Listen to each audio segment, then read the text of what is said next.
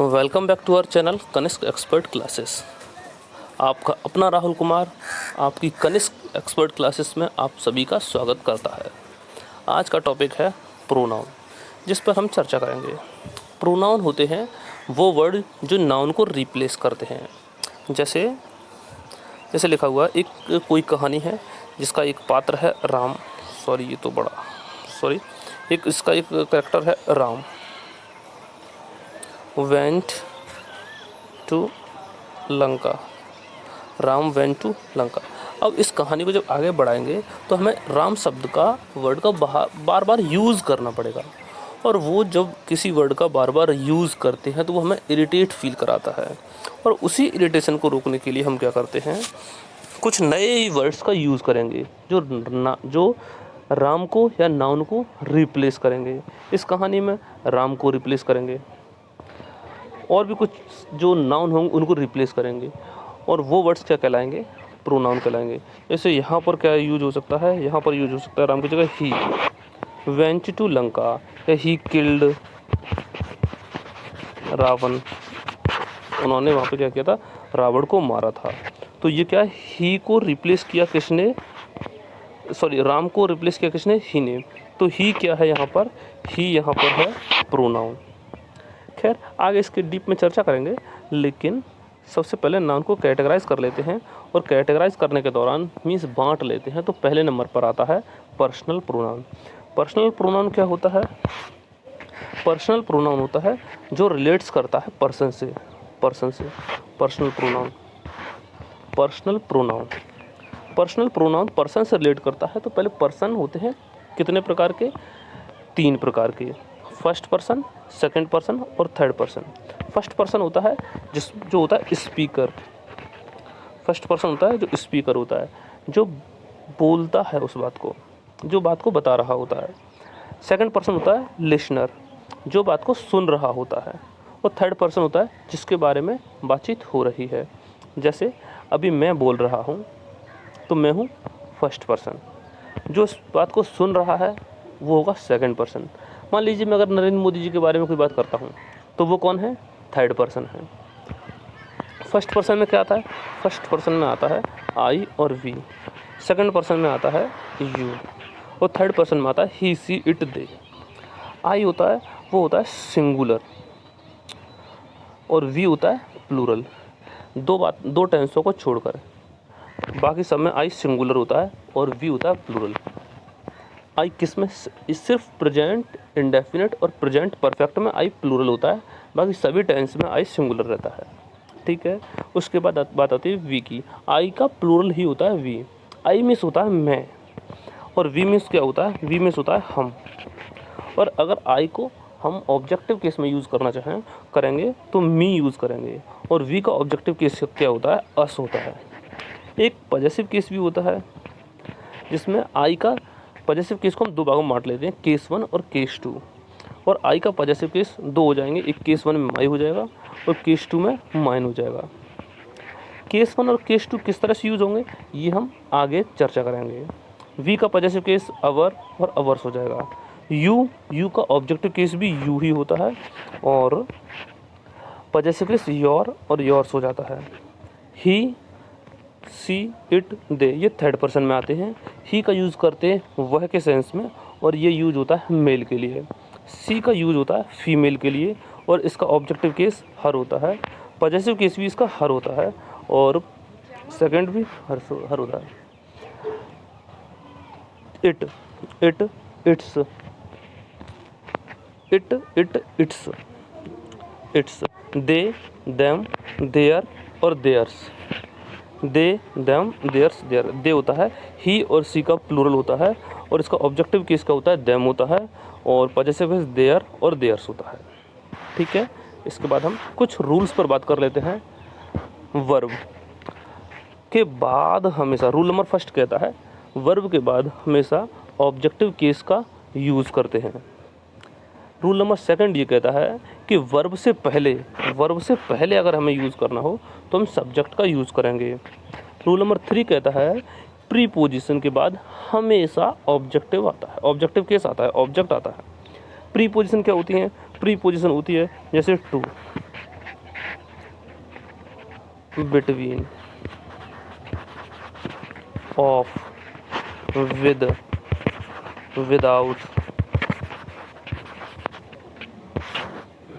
Without थोड़ा पीछे लिख देता हूँ यहाँ पे, without, among, on, in, at, ये सभी क्या होती है, ये प्रीपोजिशन होती है। और इनके बाद एक ऑफ भी होता है।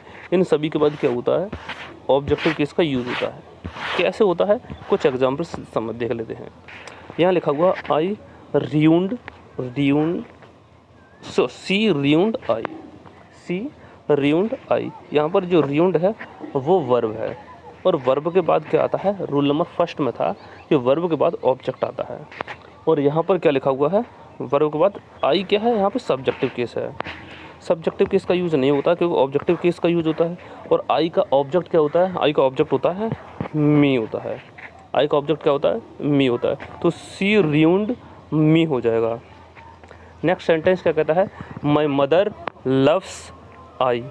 लव, फिर वही बात, लव्स लिखा हुआ है तो यहाँ लव्स में ये वर्ब है, ये वर्ब है, ये वर्ब है loves. My mother loves, verb के बाद क्या आना चाहिए था, वर्ब के बाद आना चाहिए था ऑब्जेक्ट। और आई का ऑब्जेक्ट क्या हो जाएगा, मी। सेम बात है, ठीक है। नेक्स्ट सेंटेंस क्या कहता है, मी हेट्स यू। ये तो हेट्स, हेट्स के बाद क्या आना चाहिए था, ऑब्जेक्ट आना चाहिए था। और हेट्स से रूल नंबर सेकंड में लिखा था कि हेट्स से पहले हम सब्जेक्टिव केस का यूज़ करते हैं। तो हेट्स से पहले सब्जेक्टिव केस, मी का सब्जेक्टिव केस क्या होता है, मी का सब्जेक्टिव केस होता है आई। और यहाँ पे क्या लिखा है, मी, जो पहले से ऑब्जेक्टिव केस में है।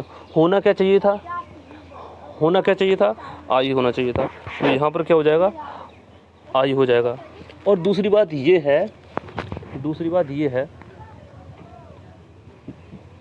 मी हेट्स यू। हेट्स आई जब लिखा हुआ है तो आई प्लूरल माना जाता है प्रेजेंट इंडेफिनिट टेंस में। अभी थोड़ी देर पहले शायद बताया था या नहीं बताया था, तो सुन लो। प्रेजेंट इंडेफिनिट और प्रेजेंट परफेक्ट में आई को प्लूरल मानते हैं, बाकी सभी टेंस में आई को सिंगुलर मानते हैं। तो आई को प्लूरल मानते हैं तो प्रेजेंट इंडेफिनिट टेंस में वर्ब में एस ई एस नहीं जोड़ते हैं। तो यहाँ पर क्या हो जाएगा, आई में के साथ जो वर्ब लिखा है हेट्स में एस नहीं जुड़ेगा। नेक्स्ट है, they said to see. To यहाँ पर क्या है, टू है यहाँ पर प्रीपोजिशन। टू प्रीपोजिशन होता है। रूल नंबर थर्ड क्या कहता था कि प्रीपोजिशन के बाद ऑब्जेक्टिव केस यूज करते हैं। यहाँ पे लिखा हुआ है सी, जो क्या है सब्जेक्टिव केस। गलत हो गया, इसका मतलब सी होना क्या चाहिए था, सी का ऑब्जेक्ट। सी का ऑब्जेक्ट क्या होता है, हर, तो ये आ गया हर। यहाँ दे सेड टू हर। जैसे एक और लिखा हुआ, I told, sorry her told I for he. ये मैंने खुद जानबूझकर सेंटेंस ऐसे लिखे हैं, बिल्कुल गलत सलत से। जैसे इसमें लिखा है हर, ये लिखा है वर्ब, और वर्ब से पहले क्या आना चाहिए था, सब्जेक्ट। हर क्या है, हर तो ऑब्जेक्ट है। हर का सब्जेक्ट क्या होता है, हर का सब्जेक्ट होता है सी, तो हो जाएगा सी। क्या हो जाएगा, सी वर्ब। और फिर लिखा टोल्ड, सी टोल्ड, ठीक है। और वर्ब के बाद क्या आता है, वर्ब के बाद ऑब्जेक्ट आता है, रूल नंबर फर्स्ट। और यहाँ लिखा है सी टोल्ड, और ये आई लिखा हुआ है जो सब्जेक्टिव केस है। वर्ब के बाद आना क्या चाहिए था, ऑब्जेक्टिव केस। आई का ऑब्जेक्ट मी, ठीक है। फॉर, फॉर प्रीपोजिशन है, और प्रीपोजिशन के बाद क्या आता है, ऑब्जेक्टिव केस आता है, रूल नंबर 3। तो इसलिए यहाँ पर क्या आ जाएगा, फॉर की जगह आ जाएगा, फॉर के बाद क्या आ जाएगा, ही नहीं आएगा, क्या आएगा, फॉर हिम, हिम, ठीक है। ये कुछ गलतियाँ थी, आगे देखते हैं। ये तो है एक बेसिक सेंटेंस। एग्जाम में कैसे आएंगे सेंटेंस उसको देखते हैं। प्रोनाउन, इसमें देखते हैं एग्जाम में सेंटेंस कैसे हैं। 5 सेंटेंस ये थे, 6 सेंटेंस क्या कहता है, you and I have done my best. My best नहीं होगा, अब माई तो सिर्फ ये बताएगा सिर्फ मेरा बेस्ट है, जबकि जो काम किया था वो बता रहा है कि तुमने और मैंने, 2 लोगों ने काम किया था, तो फिर वो काम मेरा नहीं हो सकता, हमारा होगा, अवर बेस्ट। नेक्स्ट है, I am aware of this fact, ठीक है। आई सब्जेक्ट की जगह है, ठीक है। Of aware, I am aware of this fact that you are, ठीक है, प्लॉटिंग अगेंस्ट दे। अगेंस्ट एक प्रीपोजिशन है, और प्रीपोजिशन के बाद क्या आता है, ऑब्जेक्टिव केस। यहाँ लिखा हुआ है दे, जो सब्जेक्टिव केस है, तो इसको क्या करेंगे, चेंज करेंगे और देखा ऑब्जेक्ट क्या होता है, देम। तो यहाँ हो जाएगा देम। सेंटेंस हो जाएगा I am aware of this fact that you are plotting against them. Next है why were all of we. Of अभी तो बताया था, ऑफ क्या होता है, प्रीपोजिशन होता है, और प्रीपोजिशन के बाद क्या आना चाहिए था, ऑब्जेक्टिव केस। वी फिर सब्जेक्टिव का है, तो इसको चेंज करेंगे और यहाँ पर क्या करेंगे, वी का और सब ऑब्जेक्ट क्या होता है, us. Why were all of us punished for the allegation which we never did. ठीक है, बाकी का ठीक है, नेवर लिखा हुआ है, वर्ब से पहले सब्जेक्टिव केस लिखा हुआ है, ठीक है। नेक्स्ट आगे देखते हैं 9th सेंटेंस, प्लीज़ अलाउ। ये इम्परेटिव सेंटेंस है जो वर्ब की फर्स्ट फॉर्म से स्टार्ट होते हैं। तो यहाँ पर अलाउ लिखा हुआ है, अलाउ वर्ब है, फिर वर्ब के बाद क्या आता है, rule number first. Rule number first में था कि वर्ब के बाद हमेशा ऑब्जेक्टिव केस आता है। यहाँ पर दे लिखा हुआ है, इसको हम ऑब्जेक्ट में चेंज करेंगे तो हो जाएगा they. Please allow them to do this work on their own for better output. Next sentence number 9th क्या करा है, ये एग्जाम में आए हुए कुछ सेंटेंसेस हैं। You can be friend everybody but I because I can never trust you seeing your behaviour. यहाँ लिखा हुआ है, ध्यान से देखेंगे, बट ये सेंटेंस थोड़ा सा अलग हटके है। उसका कारण ये है कि बट कभी कभी प्रीपोजिशन की तरह से काम भी करता है। एक बट हम जनरली देखते हैं जो कंजक्शन की तरह काम करता है, और बट प्रीपोजिशन की तरह काम करता है। इस सेंटेंस में बिकॉज लिखा हुआ है वो कंजक्शन का काम कर रहा है, और बट लिखा हुआ है वो प्रीपोजिशन का काम कर रहा है। और बट की जगह क्या आएगा, बट के बाद क्या आएगा, आई नहीं आएगा, मी आएगा, क्योंकि यहाँ पर बट प्रीपोजिशन का काम कर रहा है। ध्यान रखेंगे इस बात का, क्योंकि दो कंजक्शन इस तरह से तो नहीं जुड़ सकते जैसे इसमें जुड़े हुए हैं। बिकॉज काम कर रहा है और बट का मीनिंग यहाँ पर होता है सिवाय। You can be friend everybody but me. आप फ्रेंड बना हो सकते हो हर किसी के सिवाय मेरे। बिकॉज क्योंकि I can never trust you, क्योंकि मैं तुम पर कभी विश्वास नहीं करता हूँ, कर सकता। सीइंग योर बिहेवियर, आपके व्यवहार को देखकर। तो यहाँ पर बट के बाद क्या आएगा, मी आएगा, आई नहीं आएगा, यहाँ पर बट प्रीपोजिशन है। नेक्स्ट सेंटेंस है the principal ordered the peon. ठीक है, टू लेट, लेट के बाद हमेशा ऑब्जेक्टिव किसका यूज होता है, ध्यान रखेंगे। तो यहाँ लेट द बॉयज़, ठीक है, बॉयज़ ऑब्जेक्टिव केस है, कोई दिक्कत नहीं। एंड से जब जोड़ते हैं तो एंड से समान चीज़ों को जोड़ते हैं। जब यहाँ पर ये ऑब्जेक्ट है लेट के बाद, तो यहाँ आई नहीं आएगा, यहाँ भी मी आएगा। ठीक है, क्योंकि लेट के बाद एक ऑब्जेक्ट और एंड से दूसरा ऑब्जेक्ट जोड़ा है, तो एंड दूसरा ऑब्जेक्ट क्या होगा, मी, गो इन। ठीक है,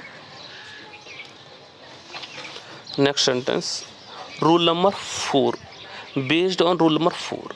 अब रूल नंबर 4 क्या है उसको ज़रा देख लेते हैं। रूल नंबर 4 पे चलते हैं, कहाँ है, रूल नंबर 4 को थोड़ा सा देख लेते हैं इसमें। रूल नंबर 4 ये कहता है कि सब्जेक्ट 1, दो सब्जेक्ट होंगे, एक सब्जेक्ट 1 और एक सब्जेक्ट 2, और बीच में कंपैरेटिव वर्ड होगा। कंपैरेटिव वर्ड के बाद सब्जेक्ट, कंपैरेटिव वर्ड के बाद सब्जेक्ट ही होता है, ऑब्जेक्टिव केस का यूज़ नहीं करते हैं। उसके बाद हेल्पिंग वर्ब का यूज़ करते हैं। कंपैरेटिव वर्ड क्या होते हैं, एज मच एज, एज दो बार हो गया तो, मोर देन, लेस देन और फ्यूअर देन, ये हो सकते हैं। चलो देखते हैं कैसे। सेंटेंस नंबर 4 जैसे लिखा हुआ, she as well as me, she as well as me is playing well. यहाँ पर लिखा हुआ एज वेल एज, ये क्या है, एक कंपैरेटिव वर्ड है, और कंपैरेटिव वर्ड के बाद हमेशा सब्जेक्ट यूज़ करते हैं, ऑब्जेक्ट यूज़ नहीं करते हैं। तो यहाँ मी नहीं होगा, आई होगा। एक और सेंटेंस है, Deepak more than them have spoken well. तो यहाँ क्या होगा, दे होगा। ऐसा क्यों होता है इसकी हम चर्चा कर लें अभी, चलो कर लेते हैं। क्या लिखा हुआ है, सी एज वेल एज आई, वह मेरी तरह इज़ प्लेइंग वेल, खेल रही है अच्छा, वह मेरी तरह अच्छा खेल रही है। इसका मतलब ये हुआ कि मैं भी खेलता हूँ और वह भी खेलती है, मैं भी खेलता हूँ और वह भी खेलती है, लेकिन वो मुझसे बेहतर खेलती है। यहाँ पर मैं खेल रहा नहीं हूँ अभी, जैसा मैं खेल रहा हूँ वैसा वो खेल रही है, ठीक है। तो यहाँ पर दोनों सब्जेक्ट हैं, सिर्फ दो सब्जेक्ट के बीच में कंपेयरिंग हो रही है, इसलिए हम दोनों को सब्जेक्टिव फॉर्म में ही रखेंगे, ठीक है। नेक्स्ट है I know it, I know it, my friends earn more than me. अब my friend earns more than me, I know that my friends earns more than me, more than I, comparative word है more than, तो इसके बाद क्या हो जाएगा I do, but I am satisfied with my present status, ठीक है। Next है as far as my idea is concerned you are not as intelligent as he, जितना कि वो है। नेक्स्ट है you are wiser than her, sentence देखने में लगता है कि ठीक होगा लेकिन ठीक नहीं है। वाइजर देन के बाद हम क्या करेंगे, यहाँ पर यू तुम बुद्धिमान हो, अच्छी बात है, और मैं भी बुद्धिमान हूँ, इसका मतलब दोनों लोग इम्पोर्टेंट हैं, दोनों सब्जेक्ट हैं, लेकिन इस सेंटेंस में कंपेयर हो रहा है कि तुम मुझसे ज़्यादा बुद्धिमान हो, बुद्धिमान मैं भी हूँ, बुद्धिमान तुम भी हो, तो दोनों सब्जेक्ट हैं और दोनों सब्जेक्ट के बीच में कंपेयर हो रहा है, इसलिए हम यहाँ पर आई का यूज़ करेंगे,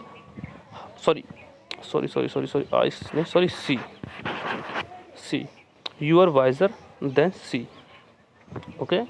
रूल नंबर 4 आगे क्या कहता है, Ram as well as him can play cricket very well, Ram cricket खेल सकता है बहुत अच्छे से, एज वेल एज जैसे मैं खेलता हूँ मेरी तरह, तो यहाँ पर मैं भी क्रिकेट खेल सकता हूँ अच्छा और राम भी क्रिकेट खेल सकता है अच्छा, दोनों के बीच में कंपेयर हो रहा है, तो यहाँ पर क्या लगाएंगे, रूल नंबर 4 में क्या बताया था, क्या लगाएंगे यहाँ पर ही लगाएंगे, यहाँ पे लगाएंगे ही,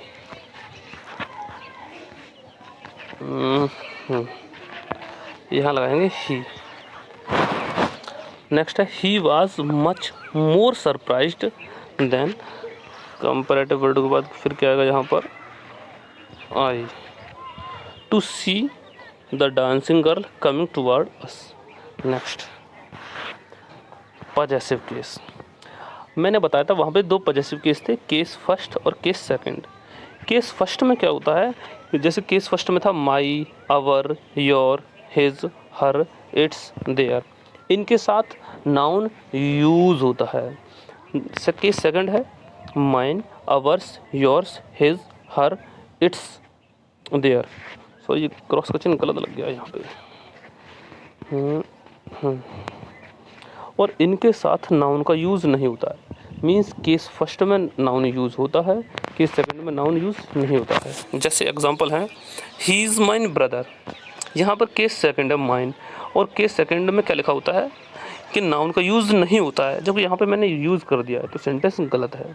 होगा क्या, ही इज़ माई ब्रदर, अगर नाउन लिखा हुआ है पहले से, अगर यहाँ पर नाउन पहले से लिखा हुआ है, अगर यहाँ पे नाउन पहले से लिखा हुआ है तो हम फिर माई का यूज़ करेंगे, केस फर्स्ट का यूज़ करेंगे, केस सेकंड का नहीं यूज़ करेंगे। जैसे आगे इसी तरह से लिखा है this purse is my, this purse is my, नहीं, अब यहाँ पर आगे नाउन है ही नहीं, जब नाउन नहीं है तो हम क्या करेंगे, फिर हम केस सेकंड का यूज़ करेंगे और सेंटेंस क्या हो जाएगा, दिस पर्स इज़ माइन, ठीक है। पेपर में कैसे आएंगे सेंटेंस उनको देखते हैं। His efforts will not bring him more success than your, इस सेंटेंस को ध्यान से देखेंगे। हिज एफर्ट्स, यहाँ पर एक नाउन लिखा हुआ है हिज एफर्ट्स, इसमें कह रहा है his efforts will not bring him more success than your, तुम्हारा, उसमें कह रहा है आपका, सॉरी उसका एफर्ट, उसके एफर्ट्स की बात हो रही है और यहाँ तुलना हो रही है तुम्हारे से। यहाँ हमें लग रहा है क्या कि यहाँ कुछ छूट रहा है, क्या यहाँ छूट रहा है योर एफर्ट, या तो सेंटेंस में यहाँ पे योर एफर्ट होना चाहिए था, या फिर अगर एफर्ट यहाँ पहले से यूज हो चुका है तो हम क्या करेंगे, इसको बना देंगे क्या, मैंने बताया था 2 केस थे, एक केस फर्स्ट था, एक केस सेकंड था। जब इसमें केस सेकंड में नाउन है ही नहीं तो हम फिर यहाँ पर केस फर्स्ट वाला यूज़ नहीं करेंगे, केस सेकंड वाला यूज़ करेंगे जिसमें नाउन नहीं होता है। तो हम एफर्ट को हटाएंगे यहाँ से और हम यूज़ करेंगे क्या, योर की जगह यूज़ करेंगे हम योर्स। जब हम योर्स का यूज़ कर देंगे, जब योर्स का यूज़ कर देंगे तो हो जाएगा, जो योर्स के बाद जो एफर्ट का यूज हुआ था वो यहाँ पहले से ही हो चुका है। शायद आपको कन्फ्यूज हो, पहले से चीज़ों को देख लेते हैं आप दोबारा से। दूसरा पहले सेंटेंस को देखिए, इस वाला example, this purse is my. जब यहाँ पर पर्स का यूज़ पहले हो चुका है, ये पर्स का यूज़ पहले हो चुका है, फिर माइन के बाद हमने पर्स का दोबारा यूज़ नहीं किया है। अगर हमने यहाँ पर्स का पहले यूज़ हो चुका तो हमने माई का यूज़ नहीं किया। क्यों? यहाँ पे हमने ऐसा यूज़ किया है जिसके बाद हमें नाउन की ज़रूरत ही ना पड़े, क्योंकि नाउन की पहले ही यूज़ हो चुका है, नाउन पर्स पहले यूज़ हो चुका है। अब दोबारा पर्स यूज़ ना करने पड़े, इसलिए हमने सेकंड फॉर्म का केस सेकंड का यूज़ किया है, पॉजेसिव का। इसी तरह से इस वाले सेंटेंस में यहाँ पर एफर्ट्स का यूज़ पहले हो चुका है। अब हम कुछ ऐसे पोजेशन का यूज़ करेंगे जिसमें हमें दोबारा नाउन लगाने की ज़रूरत ना पड़े, तो हम केस सेकंड का यूज़ करेंगे और ये हो गया हमारा यहाँ पे योर्स। इसी तरह से यहाँ पे लिखा हुआ है वन शुड बी ट्रू। ध्यान रखेंगे हिज वर्ड का यूज ही के साथ हिज का यूज़ करते हैं, ही के साथ हिज का यूज़ करते हैं। अगर वन की बात आती है, यहाँ वन जो लिखा हुआ ये वाला, इसका मतलब ये वाला वन नहीं है। यहाँ वन से मतलब है किसी व्यक्ति के बारे में बात हो रही है, और उसके लिए हम वन के साथ क्या यूज़ करते हैं, वन के साथ यूज़ करते हैं वंस। इस तरह से एपोस्ट्रोफी एस लगाएंगे और एस लगाएंगे, वंस। तो सेंटेंस हो जाएगा one should be true to one's word. ठीक है, one's word in all circumstances. ठीक है, नेक्स्ट सेंटेंस क्या कहता है, नेक्स्ट सेंटेंस कहता है यू से इट्स योर प्रॉब्लम। ठीक है, इट्स, यहाँ पर इट्स का मीन्स है, चीज़ें 2 बातों को समझ लेते हैं इस बात को, ये बहुत इंपॉर्टेंट बात है। अगर इट और एपोस्ट्रोफी से लगा लिखा है, इसका मतलब होता है इट इज। इसका कतई मतलब ये नहीं होता है इट्स, ये वाला इट्स बताता है पोजेशन को, और ये वाला इट्स बताता है इट इज को। तो यहाँ पर ठीक है, it is your problem. Sentence लिखा हुआ है यहाँ पर क्या, यहाँ पे सेंटेंस लिखा हुआ है इट इज़ योर प्रॉब्लम। ठीक है, और उसके बाद बट आई से इट इज़ माई। यहाँ पे लिखा हुआ है योर प्रॉब्लम, यहाँ पे क्या लिखा हुआ है, योर प्रॉब्लम, और यहाँ लिखा है माई। और जब प्रॉब्लम का यहाँ पे यूज हो चुका है तो फिर माई लगा दिया। माई के साथ तो दूसरा नाउन होना चाहिए था, क्योंकि माई केस फर्स्ट में आता और केस फर्स्ट में नाउन होता है। जब यहाँ नाउन नहीं है तो हम केस फर्स्ट का यूज़ ना करके केस सेकंड का यूज़ करेंगे और माई हटाएंगे, यहाँ यूज़ करेंगे किसका, माइन का। ठीक है, नेक्स्ट सेंटेंस क्या कहता है, नेक्स्ट सेंटेंस कहता है the hotel of Patna are the hotel, ये क्या लिख दिया मैंने, द